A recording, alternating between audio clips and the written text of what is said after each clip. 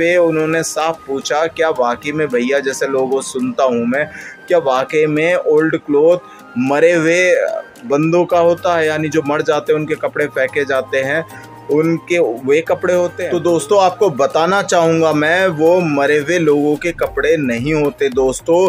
ये कपड़ा फॉरेन से आता है, विदेशों से आता है, और विदेशों में एक चलन है, वहाँ जब लोगों को दफनाया जाता है तो नए कपड़े पहना के दफनाया जाता है दोस्तों। और वो जो नए कपड़े हैं दोस्तों, वो उसे घर से ही पहना के या चर्च में जहाँ भी उसे तैयार करते हैं, जैसे हमारे हिंदुओं में होता है कि वो घर से ही उसे कपड़े पहना के लेके चलते हैं, और हम लोग भी नए कपड़े पहना के लेके जाते हैं दोस्तों। तो वो मरे हुए लोगों के कपड़े नहीं होते, ना ही मरे हुए लोगों के कपड़े इतने हो सकते, इतने बड़ी मात्रा में हो सकते हैं कि भाई मरे हुए लोगों के कपड़े इतने बिखरे।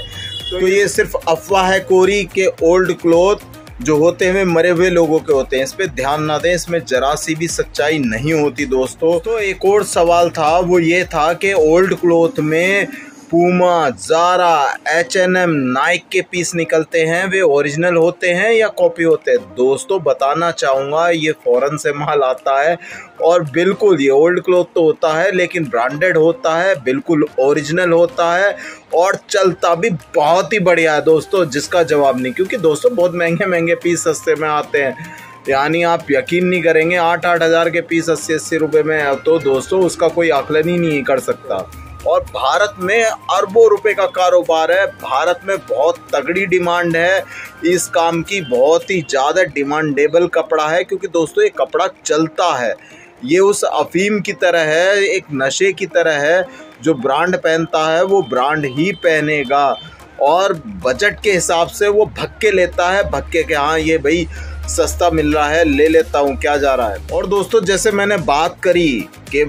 जो बहुत ही प्यारा सवाल पूछा था, मुरादाबाद के जावेद भाई हैं, उन्होंने पूछा था कि भैया जी मेरा तो बजट कम है, मेरे पे इतनी पूंजी नहीं है कि मैं फ्रेश का माल उठा सकूं, क्योंकि उसमें दोस्तों मोटी पूंजी लगती है फ्रेश के माल में। जो नया माल होता है एक्सपोर्ट सरप्लस का, वो दोस्तों महंगा आता है, इसमें कोई दो राय नहीं, और जो ओल्ड क्लोथ का आता है वो सस्ता आता है। तो जावेद भाई का कहना था, भैया जी मुझे तो, मेरे पास इतनी पूंजी नहीं है और मुझे व्यापार भी शुरू करना है, तो आप मुझे बताइए सबसे अच्छा टाइम कौन सा है, सबसे अच्छी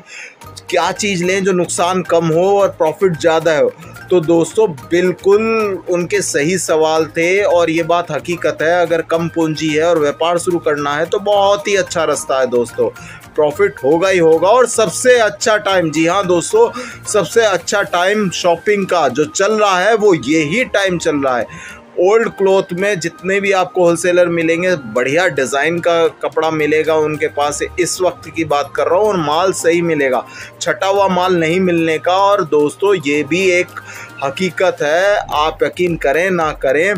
कि ओल्ड क्लोथ में जो कमाई हो सकती है, आप पैसा बना सकते हैं या प्रॉफिट बहुत अच्छा गेन कर सकते हैं, उसका टाइम भी यही है दोस्तों, विंटर सीजन। जी हाँ दोस्तों, सर्दियों का माल में बहुत ही अच्छा पैसा बनता है ओल्ड क्लोथ में। उसका कारण है दोस्तों, उसका कारण ये है, मान लीजिए एक पार्का जैकेट 5 से 6 हज़ार है, अबाउट टू 4000 रुपीज़ आ रही है, नई ब्रांड बहुत ही ऊंचे रेट पे आती है दोस्तों, और वही चीज़ ब्रांड की हमें 400, 500, 300 रुपये की मिल जाती है, तो हमें कोई जाता नहीं है, क्योंकि एक महीने का पीरियड है। एक महीने में मैं भी सोचूंगा यार क्या साला 4-5 हज़ार रुपये खर्च करूं, पार्टी अगर कहीं शादी ब्याह हो बात दूसरी है, लेकिन हमें डेली वेस के लिए भी कुछ चीज़ें चाहिए होती है। डेली वेस के लिए हम जरूर सोचते हैं क्या 4-5 हज़ार रुपये खर्च करूं, इससे अच्छा कहीं मिल रहा है, हमें रास्ते में कहीं मिल जाता है तो दोस्तों, और कुछ अच्छा मिल जाता है, क्या हमें पता ना चले कि नया है कि पुराना है, तो दोस्तों हम बिल्कुल लेते हैं।